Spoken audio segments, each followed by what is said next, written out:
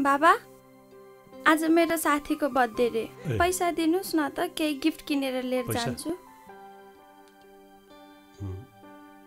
ल 500 उहाँहरू कति धनी होइ बक्सिन्छ कस्तो राम्रो घरमा बसी बक्सिन्छ कस्तो गाडी चढी बक्सिन्छ मान्छे धनी देखे कि खाइ बक्सिन्छ गई बक्सिन्छ चढी बक्सिन्छ तर त्यो पैसा कसरी कमायो त्यसको पछाडि के छ केही मतलब छैन है कसरी बिग्रियो हाम्रो समाज अनि यो 500 मा चाहिँ के आउँछ र के किनेर लिएर जानु के बाबा त्यसो भए नजाऊ न तिम्रो साथीको बुवा र म एउटै अफिसको म भन्दा जुनियर हो तर उसले पैसा कसरी कमायो के गरी कमायो सब थाहा छ मलाई तर म त्यसरी कमाउन चाहन्न हे हजुर जहिले यस्तै गर्नुहुन्छ के बस्नु सेक्ले गए म किन अख्तियार जाने र मैले के गरेको छ र के गर्नु भएको छ के गर्नु भएको छैन उहाँ गएपछि थाहा हुन्छ हिँड्नुहोस् न खुरुक्कन हामीसँग ड्याडी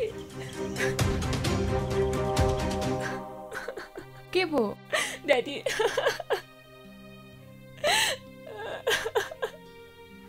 आम्दानीको स्रोत भन्दा धेरै गुणा सम्पत्ति छोरी देखिएको र आयो बर्थडे पार्टीमा गएर मैले टिभीमा हेरेको छु तिम्रो साथीको बुवाको घर सम्पत्तिका बारे हजुरले हिँड्नु भएको बाटो ठीक रहेछ बाबा हो छानबिनको अनुसन्धानको कार्य सकिए तिम्रो बाबालाई आज यस्तै गरी लगेको भएदेखि हाम्रो कस्तो बेइज्जत हुँदछ हेर त छोरी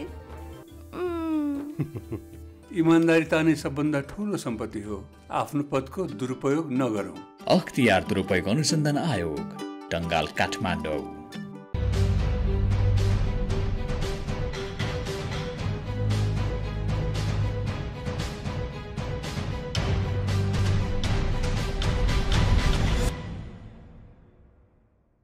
नमस्कार कार्यक्रम सुशासन सवालको नयाँ अङ्कमा यहाँहरूलाई हार्दिक स्वागत छ अख्तियार दुरुपयोग अनुसन्धान आयोग र नेपाल टेलिभिजनको संयुक्त प्रस्तुति कार्यक्रम सुशासन सवालमा विशेष गरी हामीले सरकारी र सार्वजनिक निकायबाट प्रवाह हुने सेवा विकास निर्माण राजस्व सङ्कलन सार्वजनिक सेवा प्रवाह सँगसँगै अख्तियार दुरुपयोग अनुसन्धान आयोगका साप्ताहिक गतिविधि पनि प्रस्तुत गर्दै आइरहेका छौँ।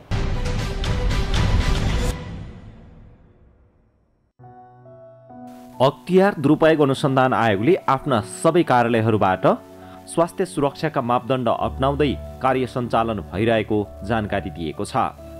आयोगले कोरोना भाइरस कोभिड-19 को विश्वव्यापी संक्रमणका कारण दैनिक कामकाजहरू केही प्रभावित भए पनि अनुसन्धान र विस्तृत अनुसन्धान लगायतका कामहरू जारी राखेको बताएको छ। आयोगका सबै कार्यालयहरूमा अहिले उजुरी लिने क्रम पनि जारी नै रहेको छ।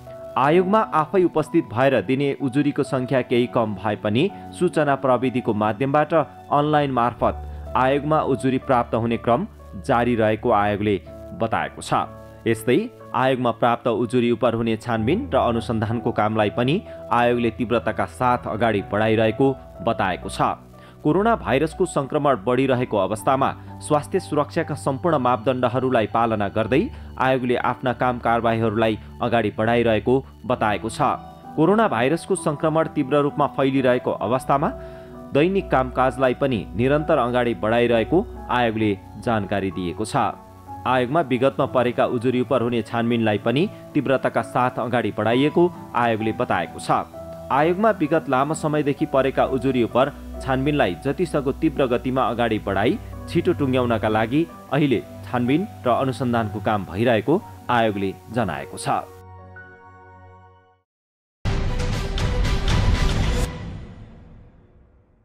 दर्शकबिन अख्तियार दुरुपयोग अनुसन्धान आयोगले मुख्यतः सुशासन प्रवर्धन र भ्रष्टाचार नियन्त्रणका लागि विभिन्न कामहरू गर्दै आइरहेको छ।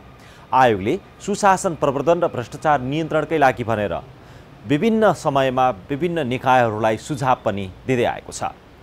सङ्घ प्रदेश र स्थानीय तह मार्फत सम्पादन हुने काममा देखिएका कमी कमजोरी सुधार सँगसँगै सुशासन प्रवर्धन भ्रष्टाचार नियन्त्रण र सेवा प्रवाहमा चुस्तता छिटो छरितो र पारदर्शिता कायम गर्नका लागि अख्तियार दुरुपयोग अनुसन्धान आयोगले दिएका सुझावहरूको कार्यान्वयनको अवस्था के छ भनेर हामीले विभिन्न तहमा पुगेर यो कार्यक्रम तयार पार्दै आइरहेका छौँ। आजको सन्दर्भ पनि यस्तै रहेको छ। आज कार्यक्रम सुशासन सवाल तयार पार्नका लागि हामी कर्णाली प्रदेशमा पुगेका छौँ।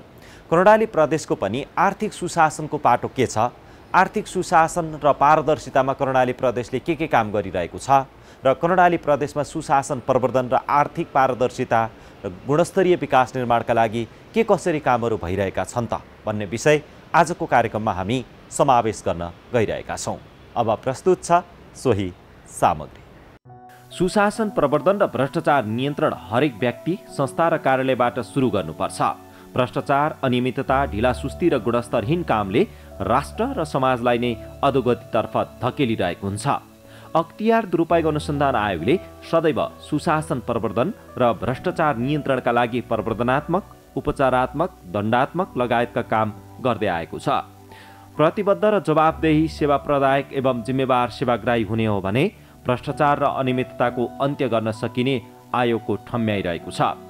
हामीले कार्यक्रम सुशासन सवाल निर्माणका क्रममा विभिन्न क्षेत्रका सेवाग्राही, सेवा प्रदायक, जिम्मेवार र जवाबदेही निकायका प्रमुख एवं प्रतिनिधिहरूसम्म पुगेर सामग्री तयार पार्दै आएका छौँ। यसै क्रममा कर्णाली प्रदेशमा आर्थिक सुशासनका क्षेत्रमा भए गरेका काम र आगामी रणनीतिका विषयहरूलाई समेट्न आज हामी कर्णाली प्रदेशको आर्थिक मामिला तथा योजना मन्त्रालयमा पुगेका छौँ। कर्णाली प्रदेशमा सुशासनलाई प्रभावकारी रूपमा अगाडि बढाउन नसक्नुका धेरै कारण रहेको मन्त्रालयले जनाएको छ। भूगोलको समस्या, जनशक्तिको समस्या लगायतका समस्याहरूले बजेट खर्चमा पनि समस्या रहेको मन्त्रालयले जनाएको छ। यस प्रदेशले गत आर्थिक वर्षमा 65% बजेट खर्च गरेको थियो।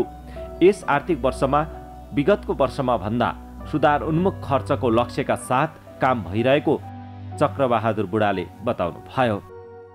सुशासनको हिसाबले हेर्ने हो भने हामीले अब विभिन्न त्यसको इन्डिकेटर हेर्नुपर्छ होला जस्तो लाग्छ मलाई होइन। कर्णाली प्रदेशले अहिले चालु आर्थिक वर्ष भनेको 5औं वर्षको चाहिँ बजेट कार्यान्वयन गर्ने क्रममा रहेको छ। बजेट वार्षिक बजेट चाहिँ संविधानले दिएको समय सीमाभित्र त्यसको चाहिँ प्रदेश सभामा प्रस्तुत गरेर त्यसलाई पास गर्नुपर्ने र समयमा कार्यक्रम बाँडफाँड गरेर कार्यान्वयन लैजानुपर्ने हुन्छ र ती कार्यान्वयन गर्ने मन्त्रालयहरू र प्रदेशका निर्देशनालयहरू पनि छन् र जिल्ला स्थित कार्यालयहरू छन्। ती कार्यालयहरूले कर्णाली प्रदेश सरकारको वार्षिक बजेट कार्यान्वयन गर्छ। कार्यान्वयन गर्ने क्रममा चाहिँ अलिकति यहाँहरू सबैलाई जानकारी भएको विषय एउटा के हो भने यसमा भौगोलिक विकटता र चिसो चाहिँ हिमाली जिल्लाहरूमा चिसो कारणले गर्दा समयमा कार्यक्रम सुरु गर्न र सम्पन्न गर्न अलिक समस्याहरू चाहिँ छन्। र अर्को हिसाबले हेर्ने हो भने बजेट हामीले समयमा पठाउँछौँ तर चाहिँ त्यो कार्यान्वयन गर्ने जनशक्ति प्रदेश स्थापना भएको हुन त 4औं 5औं वर्ष भएको भए पनि सबै मन्त्रालय कार्यालयहरूको ओएनएम संरचना पास भएर जनशक्ति पदपूर्ति गर्नको निम्ति लोकसेवा आयोग पनि भर्खरै गठन भएको छ। त्यसैले प्रक्रिया पनि सुरु भइसकेको छैन। त्यसैले गर्दा जनशक्तिको केही समस्या छ। त्यही कारणले गर्दा समयमा योजना सम्झौता गर्ने र त्यसको चाहिँ प्राविधिक मूल्याङ्कनहरू गर्ने, त्यसको अनुगमन गर्ने, त्यसै गरी त्यसको चाहिँ कार्य सम्पन्न गरेर रिपोर्टहरू दिने अलिकति समस्या छ। भूगोलको कारणले, विकटताको कारणले पनि र जनशक्तिको कारणले पनि। त्यसैले गर्दा अलिकति केही समयमा चाहिँ रकम खर्च गर्न नसक्ने, समयमा त्यसको चाहिँ प्रगति हासिल गर्न नसक्ने समस्या चाहिँ छ।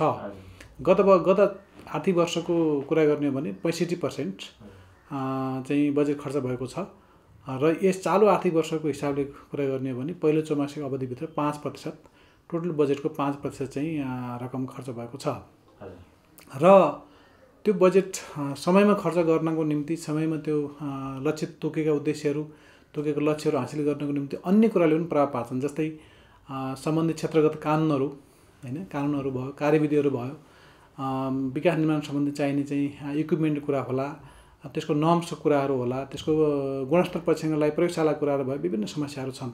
यी समस्याका बावजुद पनि हामीले तोकेको लक्ष्यहरू पुरा गर्नको निम्ति विभिन्न मन्त्रालय मार्फत बजेट कार्यान्वयन गर्ने र सुशासन हासिल गर्ने गरी प्रयासहरू भइरहेका छन्।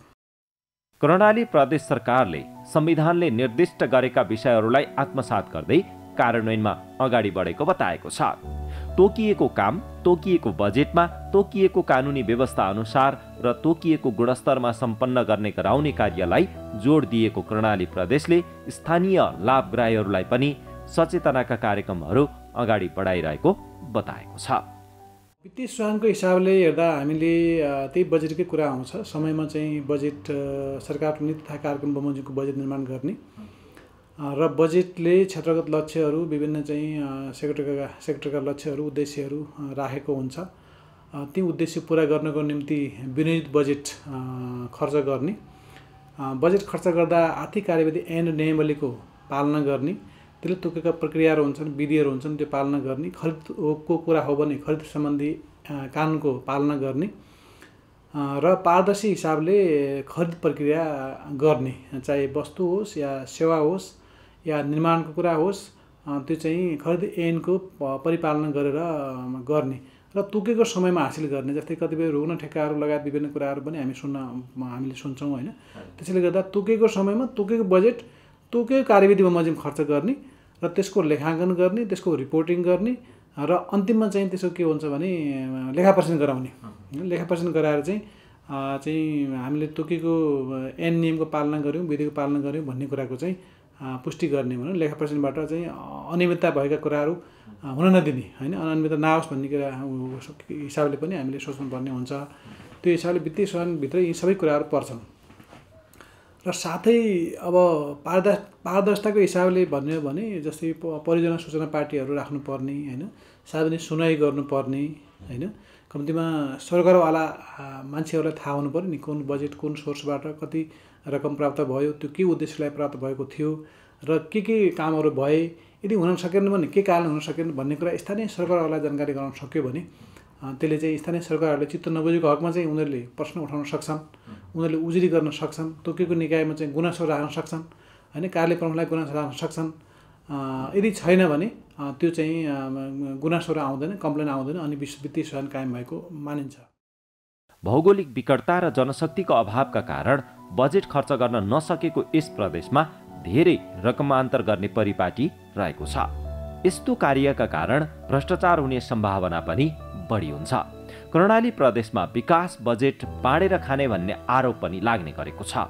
यसबारे मन्त्रालय जानकार रहेको र यसलाई पनि न्यूनीकरण गर्दै जाने काम भएको कर्णाली प्रदेश आर्थिक मामिला तथा योजना मन्त्रालयका सचिव बुढाले बताउनु भयो।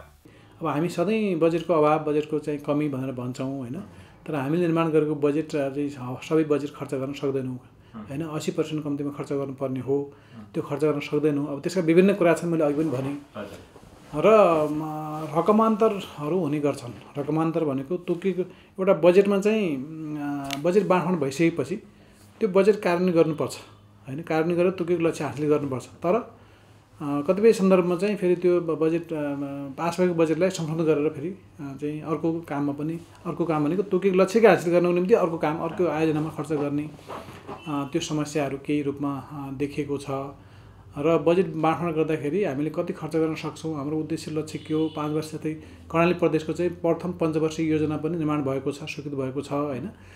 प्रथम पञ्चवर्षीय योजनाले तोकेका लक्ष्यहरू के हुन्, हामीले दिगो विकासका लक्ष्यहरूमा कहाँनिर योगदान दिनुपर्छ होइन, सामाजिक विकास अन्य विभिन्न सूचकहरूमा चाहिँ सुधार गर्नुपर्ने हुन्छ, त्यस कहाँनिर खर्च गर्नुपर्छ भन्ने कुरालाई आधार मानेर प्रदेश सरकारको वार्षिक नीति तथा कार्यक्रमलाई आधार मानेर त्यसको आधारमा बजेट बाँडफाँड गर्नुपर्ने हुन्छ।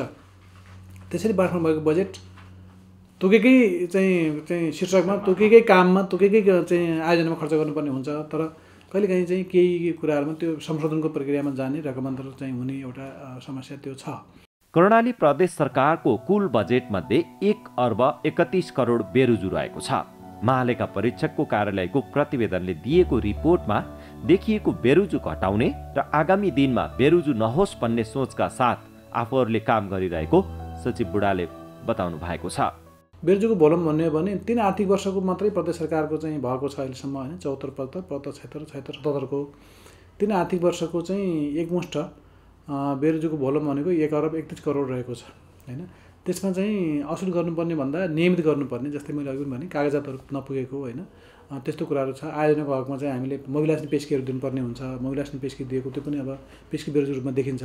त्यसैले त्यो बेरुजुको भोलुम चाहिँ प्रदेश सरकारको सुरुकै वर्ष भावनाले 1 अर्ब 31 करोड अलिक बढी नै हो। त्यसलाई चाहिँ हामीले अब अहिले बेरुजुको एकीकृत लगत खडा गर्ने, पहिला लगत खडा गरिसकेपछि प्रत्येक मन्त्रालय प्रत्येक कार्यालय हकमा चाहिँ कति बेरुजु कायम भएको छ, त्यो बेरुजु चाहिँ को चाहिँ के भन्छ क्याटेगोराइज गर्ने, त्यसलाई चाहिँ जस्तै असुल गर्नुपर्ने कति हो, नियमित गर्नुपर्ने कति हो, पेस्की कति हो भन्ने खालको चाहिँ क्याटेगोराइज गरिसकेपछि वार्षिक कार्ययोजना निर्माण गरेर फोकल पर्सन तोकेर त्यसलाई चाहिँ सम्प्रेषण प्रक्रियामा लैजाने गरी हामीले चाहिँ तयारी गरेका छौँ। आगामी दिनमा चाहिँ त्यसो नहोला अथवा बेरुजुको भोलुम नबढ्नलाई हामीले त्यो प्रयास गरेका छौँ। र अर्को वार्षिक बजेट र अख्तियारी चाहिँ हामीले मार्गदर्शन अख्तियारी पठाउँदाखेरि अनिवार्य रूपमा शून्य बेरोजु कायम हुने हिसाबले हैन बेरोजुमा चाहिँ बेरोजु नआउन दिने हैन एकदम शून्य बेरोजु हुने हुने हिसाबले चाहिँ काम गर्न त्यसरी चाहिँ बजेट आयोजनामा रकम खर्च गर्न भनेर हामीले बजेट मार्गदर्शनमा चाहिँ पठाएका छौँ। अन्य प्रदेश सरकार जस्तै कर्णाली प्रदेश सरकारले पनि अख्तियार दुरुपयोग अनुसन्धान आयोगले दिएका सुझावहरूको कार्यान्वयनलाई जोड दिँदै अगाडि बढेको बताएको छ। सुशासनका लागि सबैभन्दा पहिले कानुन निर्माण मुख्य कुरा रहेको भन्दै प्रदेश सरकारले यसलाई मुख्य जोड दिँदै आएको छ। यसैगरी प्रदेश सरकारले खरिद प्रक्रियाका कुरा कर्मचारीको क्षमता विकास गर्ने काम भइरहेको समेत बताएको छ। यसैगरी प्रदेश सुशासन केन्द्र स्थापना गरी त्यसबाट पनि सुशासन प्रवर्धनका काम भइरहेको सचिव बुढाले बताउनु भयो। पक्कै पनि अख्तियार दुरुपयोग अनुसन्धान आयोग चाहिँ भ्रष्टाचार निवारणको लागि एउटा डेडिकेटेड एजेन्सी रहेको छ। अख्तियार दुरुपयोग आयोगले अब भ्रष्टाचारको चाहिँ अनुसन्धान गर्ने, भ्रष्टाचार रोक्ने र सरकारलाई चाहिँ भ्रष्टाचार रोक्नको निम्ति सुशासन कायम गर्नको निम्ति गर्नुपर्ने कामका सन्दर्भमा सुझाव दिने कामहरू गरिरहेकै छ। त्यसैले त्यसमा उसको चाहिँ एउटा विज्ञता पनि रहेको छ। त्यसैले अख्तियार दुरुपयोग आयोगले दिएका सुझावहरूलाई हामीले हाम्रो सन्दर्भमा कर्णाली प्रदेश सन्दर्भमा कर्णाली प्रदेशको एउटा क्षमता विकासदेखि लिएर यसको चाहिँ कानुनी संरचना निर्माण गर्नेदेखि लिएर विभिन्न अब संस्थागत प्रबन्धन पनि गर्नुपर्ने हुन्छ, कार्यालय स्थापना गर्नुपर्ने होला, कुनै इकाइहरू स्थापना गर्नुपर्ने होला, त्यो गर्नेदेखि लिएर कर्मचारी ट्रेनिङ कुराहरू यसमा चाहिँ हामी क्रमशः प्रत्येक वर्ष यसमा सुधार क्रममै रहेको छ। हामी क्रमशः त्यसलाई गर्छौँ र माननीय मुख्यमन्त्रीको पनि पटक पटकको चाहिँ निर्देशन र विभिन्न मिटिङहरूमा उहाँको प्रतिबद्धता के हुन्छ भने हामीले चाहिँ अहिले सुशासन कुराहरूलाई प्रबन्धन गर्नको निम्ति अनुगमनलाई प्रभावकारी बनाउने, जस्तै कर्णाली प्रतियोजना आएको पनि छ हामीसँग हैन, त्यो निकायले चाहिँ एउटा अनुगमन कार्यविधि नै बनाएर सामूहिक रूपमा चाहिँ अनुगमनको चाहिँ प्रक्रियामा लैजाने र कतै अनुगमन गर्दाखेरि के हुन्छ भने कुनै आयोजनामा केही समस्या देखियो भने चाहिँ सपोर्ट गर्ने, अनियमितता हुने खालको कुराहरू गुनासोहरू जनताको नागरिकको गुनासो आयो भने त्यसलाई चाहिँ सम्बोधन गर्नको निम्ति प्रदेशले के गर्न सक्छ होइन त्यो खालको कुराहरू सामूहिक अनुगमन योजना मार्फत पनि त्यसलाई सम्बोधन गर्ने प्रयास गरिएको छ भने मान्य मन्त्रीहरूले र प्रदेश सभाका मान्य सदस्यहरूको संसदीय समिति मार्फत पनि विभिन्न निगरानी विभिन्न अनुगमन त्यो खालको कुराहरू भइरहेकै छ र कार्यक्रमहरूलाई पनि पारदर्शी होस् भन्ने हिसाबले सबै जिल्ला समन्वय समिति मार्फत पनि हामीले चाहिँ अनुगमन गर्ने गरी प्रदेशले पनि सपोर्ट गर्ने, त्यहाँ केही बजेट सपोर्ट पनि हामीले गरेका छौँ र उहाँहरूले पनि प्रदेश सरकारबाट सञ्चालित आयोजनाहरूको चाहिँ अनुगमन गरेर त्यसको रिपोर्ट प्रदेश सरकारलाई पठाउने अनि प्रदेश सरकारको चाहिँ विभिन्न चाहिँ मन्त्रालयहरू के गर्छन् भने प्रत्येक चौमासिकमा एमडिआक मिटिङ हुन्छ, एमडिआक मिटिङमा छलफल गर्ने र प्रत्येक वर्ष यहाँ त अझ वर्षमा 2 पटक हुने गरेको छ पिडिआक मिटिङ भन्छ, माननीय मुख्यमन्त्री अध्यक्षतामा एउटा हुने मिटिङमा चाहिँ व्यापक छलफल गर्ने, त्यसमा सबै मन्त्रालय मन्त्रीहरू र सचिवहरूको सहभागितामा छलफल गर्ने र समस्याहरूलाई पहिचान भएका समस्याहरूलाई निराकरण गर्नको निम्ति चाहिँ सम्बन्धित मन्त्रालयले चाहिँ जिम्मेवारी लिने गरी काम गर्ने भनेर त्यो खालको कुराहरू भइरहेका छन्। सुशासन प्रवर्धन र भ्रष्टाचार नियन्त्रणका लागि प्रदेश सरकारले आम नागरिक, सेवाग्राही र सेवा प्रदायकलाई जिम्मेवार बनाउने काम र अभियान पनि सञ्चालन गर्दै आएको छ। आफ्नो गाउँठाउँमा हुने विकास निर्माण, सेवा प्रवाह लगायतका विषयमा नागरिकले पनि चनाखो भएर हेर्नुपर्ने उहाँले बताउनु भयो। पक्कै पनि कर्णाली प्रदेश वास्तवमा धेरै विकास चाहिएको र विकास निर्माण क्रम पनि पछि परेको, गरिबी कारणले पनि अब अलिकति गरिबी पनि पर्सेन्ट अलिक बढी भएकै प्रदेश हो देशभरिमै होइन। त्यसले गर्दा यहाँको चाहिँ बहुआयामिक गरिबी, निरपेक्ष गरिबीलाई कम गर्दै विकास निर्माणलाई तीव्रता दिने र यहाँको समृद्धि हासिल गर्नको निम्ति पूर्वाधार तयारी गर्ने भन्ने हिसाबले जसरी प्रदेशले काम गरिरहेको छ यो कामलाई अझ बढी जस्तै निगरानी निकायको चाहिँ सुझाव, अख्तियार दुरुपयोग आएको को सुझाव, स्थानीय नागरिकको सुझाव होइन, मिडिया लगायत नागरिक समाजको सुझावको समेत आधारमा हामीले चाहिँ आफ्नो चाहिँ कानुनी संरचना, संस्थागत संरचना र कामको व्यवहारलाई पनि परिवर्तन गर्दै अगाडि बढ्नु पनि जरुरी छ। त्यो गर्नुको निम्ति नै प्रतिबद्धता राजनीतिक लेभलबाट पनि ब्युरोक्रेटिक लेभलबाट पनि पटक पटक आइरहेको छ, त्यो गरिरहेको छ। सरकारी र सार्वजनिक निकायमा बस्ने अधिकारीले आफ्नो सेवा प्रवाहका क्रममा जिम्मेवार र जवाबदेही बनेर सेवा प्रवाह गर्ने, सेवा लिने सेवाग्राहीहरूले पनि आफ्ना सबै प्रक्रिया पूरा गरेर सेवा लिन पुग्ने हो भने भ्रष्टाचार र अनियमितता अनि ढिला सुस्ती कम गर्न सकिनेछ।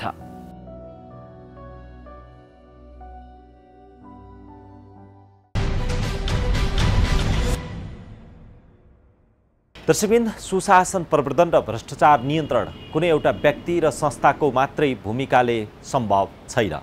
तपाईँ हामी सबै सचेत नागरिक, र सेवाग्राहीको हैसियतले कहीँ कतै कमी कमजोरी भएको देखियो र पाइयो भने त्यसका विरुद्ध आवाज उठाउनु आवश्यक छ। जब तपाईँ हामी सबैले भ्रष्टाचार, अनियमितता, ढिलासुस्ती, कमी कमजोरीका विरुद्ध आवाज उठाउन थाल्छौँ तब मात्रै सुशासन प्रवर्धन हुँदै जान्छ र भ्रष्टाचार नियन्त्रण हुँदै जान्छ। सेवा प्रवाह गर्ने स्थलमा बसेका सेवा प्रवाह गर्ने जिम्मेवार अधिकारी पनि जिम्मेवार बन्न आवश्यक छ भने सेवाग्राही जो तपाईँ हामी सेवा लिन जान्छौँ हामी पनि जिम्मेवार बन्न आवश्यक छ।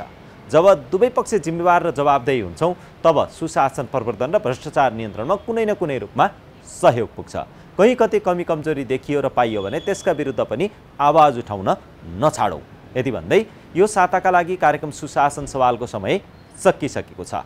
तपाईले यो कार्यक्रम नेपाल टेलिभिजनको वेबसाइट www.ntv.org.np त्यस्तै गरेर मोबाइल एप्स, अख्तियार दुरुपयोग अनुसन्धान आयोगको फेसबुक पेज, युट्युब च्यानल र वेबसाइटमा पनि हेर्न सक्नुहुन्छ भन्दै जाँदा जाँदै यो एउटा सन्देशमूलक जानकारी यहाँहरूका लागि छाड्दै हामी सबै बिदा भयौँ। हवस् त बिदा दिनुहोस्। नमस्कार।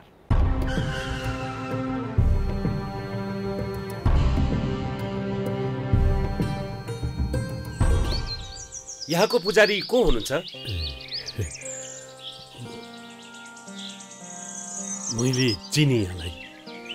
यो टिनको छाना फेरेर पित्तलको राख्ने, गजुरमा सुनको जलप राख्ने 4-5 करोड जति लाग्छ त्यो सब उहाँले दिबक्सिन्छ। तपाईले ठेक्कामा निर्माण गर्नुभएको सरकारी भवनहरू चर्किसके, पुलहरू बन्दाबन्दै भत्किसके, सडकहरू बन्दाबन्दै खाल्टाखुल्टु भइसके, देशका संरचनाहरू पनि त यो मन्दिर जस्तै पवित्र हुन् नि। त्यसरी कमाएको पैसाले हामी यो मन्दिर बनाउन दिँदैनौँ। छ्या, कस्तो खालको टुप्प्या पुजारी रहेछ भने।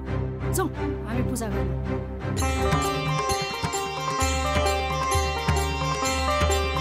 त्यसरी पूजा गर्दैमा भगवानले माफी दिलान् र?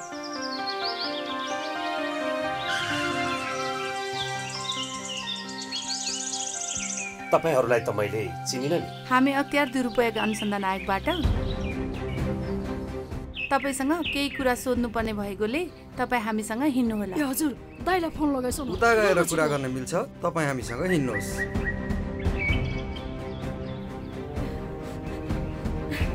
त्यसरी पूजा गर्दैमा भगवानले माफी दिलान् र? तपाईले कमाउनु भएको प्रतिष्ठा कसैले जफत गर्न सक्दैन। पदको दुरुपयोग गरी आर्जेको सम्पत्ति जफत हुन सक्छ। अख्तियार दुरुपयोग अनुसन्धान आयोग, टंगाल, काठमाडौँ।